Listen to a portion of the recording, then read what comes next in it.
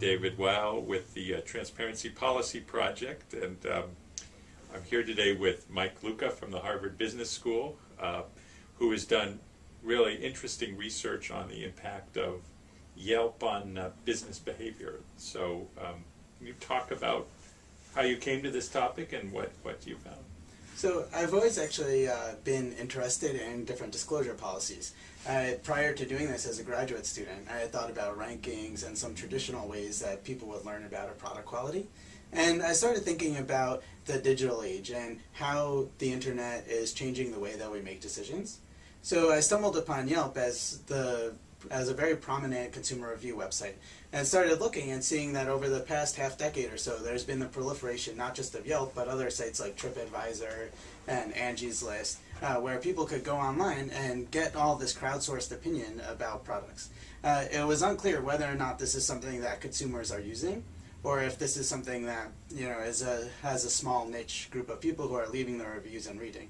So the question that I wanted to set out to answer in this paper was very simple, was how does Yelp affect demand? So I worked with the Washington State Department of Revenue and constructed a database of all of the revenue for restaurants over a 6-year span and matched it up with Yelp data to isolate this effect and show that Yelp is becoming an increasingly important part of how people learn about products.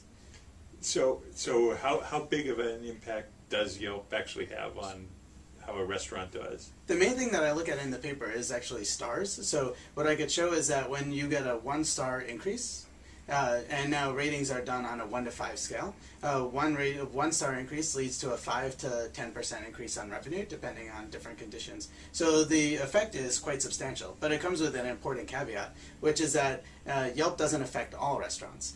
Yelp, in a very important way, interacts with more traditional forms of reputation. So what I see is that the effect is there for independent restaurants, but chain restaurants who already have a lot of marketing and branding and for whom product quality is already known are not affected by changes in their rating.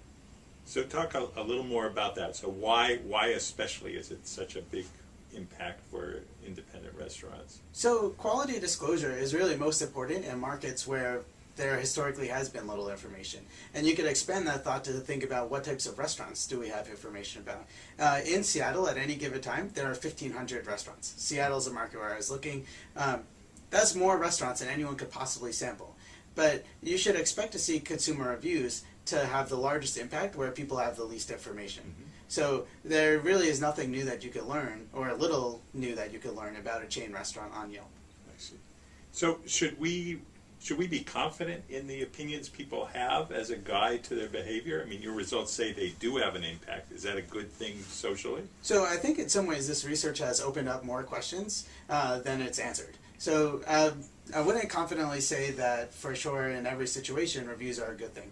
I've started to look a little bit at this issue, and there are dimensions of quality that you might think are interesting and useful for regulators to think about. One thing that I've thought about is hygiene grades and hygiene violations. I worked with the Department of Public Health to get hygiene violations in Seattle for the same period, and you can see that there's a correlation between Yelp ratings and the hygiene violations that restaurants have had. So restaurants that had a lot of violations tended to do worse on Yelp. So to some extent this is promising that at a very high level there is some type of information, good information, that's making its way into these reviews. So at the Transparency Policy Project, we're very interested in the application of other areas where giving people information can help public purposes. What do you see as some of the applications or implications of what you found in the domain of information about restaurant quality to other areas, healthcare or other kinds of things that consumers buy and we worry about in public policy? So maybe I could just take a quick step back and say that reviews are one piece of the puzzle in any industry, I think. So I think that it's helpful to think about a broader framework where you say, in any given industry with any given set of products, you could think about consumer reviews as one way to learn about product quality. You could also think about disclosure laws. Mm-hmm. You could also think about more traditional learning such as experts.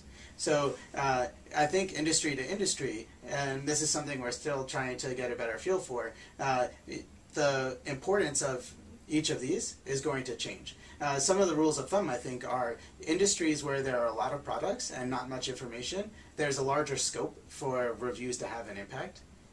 Industries where a purchase is very big and one time. I think that this is something where getting the history of other people's purchases is important.